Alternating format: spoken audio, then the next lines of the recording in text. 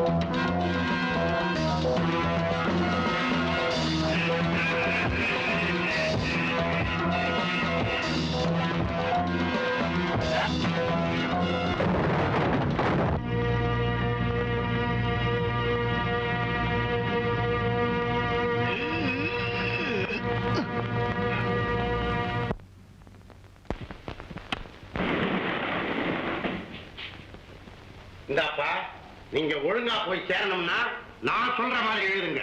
இந்த ராஜரிஷி சாமியார் மாதிரி உலகத்துல பார்த்ததே கிடையாது. அவ்வளவு சக்தி வாய்ந்தவர். இவர் கையால விபூதி அள்ளி கொடுத்தா புற்றுநோயே குணமாகுது அப்படின்னு எழுது. உனக்கு தாமா எப்படி எழுதணும்னு அவங்களுக்கு வேற விதமா சொல்லி கொடுத்துரு. என்ன எல்லா பத்திரிகையிலும் ஒரே மாதிரி வந்தா ஜனங்க நம்ப மாட்டாங்க. தப்பு. மட ஜனங்க எல்லா பத்திரிகையிலும் ஒரே மாதிரி வந்தா தான் நம்புவாங்க. மட ஜனங்களா? நீங்க யாருங்கிற உண்மை ஒரு நாள் அந்த ஜனங்களுக்கு தெரியத்தான் போகுது. அன்னைக்கு உங்க தாடி கமண்டலம் எல்லாம் காத்துல பறக்க போகுது. தெரிஞ்சா தானே, தெரிய விடுவோமா?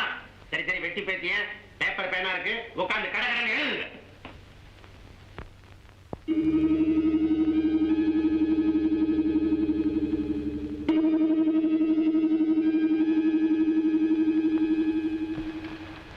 வர அமாவாசை ரொம்ப நல்ல நாள். அன்னைக்கே பலி கொடுக்க ஏற்பாடு செய்யலாம். நாம புதுசா கட்டணமே பலிகொகை, அந்த இடத்துல தானே ஏற்பாடு செய்யணும். ஆமா. ஓம் சாந்தி.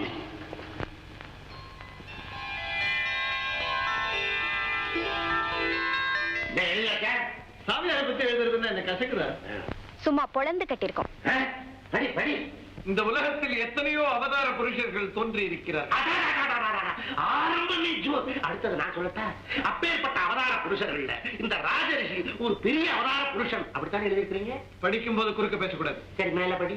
அப்படிப்பட்ட அவதார புருஷர்கள் தோன்றியும் கூட இந்த பூமியை திருத்த முடியாது என்பதற்கு இந்த ராஜரிஷி ஒரு உதாரணம். ராஜரிஷி என்ற பெயரில் ஒளிந்திருக்கும் இவன் 1ஆம் நம்பர் அயோக்கியன். கடவுளின் பெயரை சொல்லி சில கீழ்த்தரமான வித்தைகள் மூலம் காசு பறிக்கும் இவன் 1ஆம் நம்பர் கபோதி பயல்.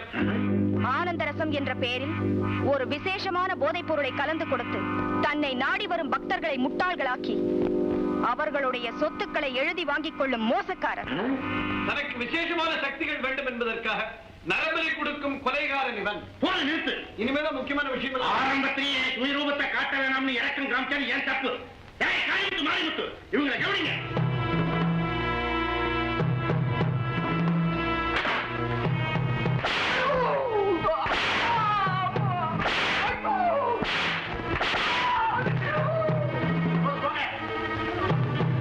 உங்களுக்கு 2 நாள் டைம் தரேன். சாமியாரை பத்தி நல்லபடியா எழுதணும். அதை உங்க பத்திரிகை ஆபீஸ்க்கே நாங்க அனுப்புவோம்.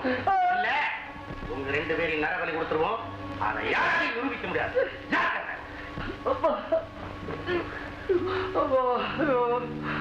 இந்த கொலைகார பாவிகிட்ட எப்படி தப்பிக்கிறது? இப்படி உங்ககிட்ட அடிபட்டு சாகிறத விட பேசாம இவங்க கேக்குற மாதிரி எழுதி கொடுத்துடலாம். உயிரே போனாலும் சரி, பொய் எழுத மாட்டேன். ஐயோ ஐயோ. இப்போ இவங்க கேக்குற மாதிரி எழுதி கொடுத்துருவோம். சமயம் பார்த்து தப்பிச்சு போயிடலாம். அப்புறம் நடந்த உண்மையை எழுதலாமே. ஒரு தடவை எழுதினீது மாத்தி எழுதினா ஜனங்க நம்ப மாட்டாங்க. முதல்ல சாமியார் பணம் கொடுத்தாரு, வாங்கிட்டு நல்லா எழுதினா. அப்புறம் அவர் பணம் கொடுக்கல, கச்சாம்புச்சான்னு எழுதுறான்னு திட்டுவானுங்க. உனக்கு ஜனங்களை பத்தி தெரியாது, நான் ரொம்ப அனுபவப்பட்டவன். ஐயோ, ஒரு ஐடியா. சாமியாரை பத்தி நல்லாவே கட்டுரை எழுதிடலாம். நடுவுல ஷார்ட் ஹேண்ட்ல நம்ம நிலைமையை எழுதிடுவோம். மந்திரி ஆசிரியர் பார்த்தாருன்னா புரிஞ்சுக்குவாரு. போலீஸோட வருவார், மாட்டுப்பான் தாடி. எழுதிடலாம். சாமியார் மாதிரி உத்தமம் கிடையாது.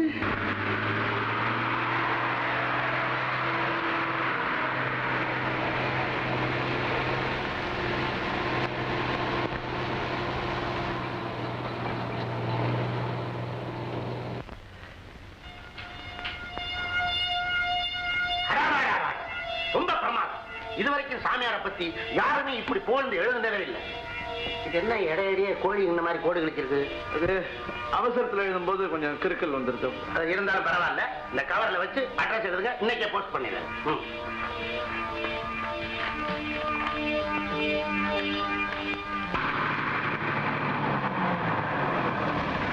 கோபி, பஸ் இங்கே நிறுத்திட்டு நம்ம நடந்தே போலாம். இல்லைன்னா உங்களுக்கு சந்தேகம் வரும். என்ன சொல்ற?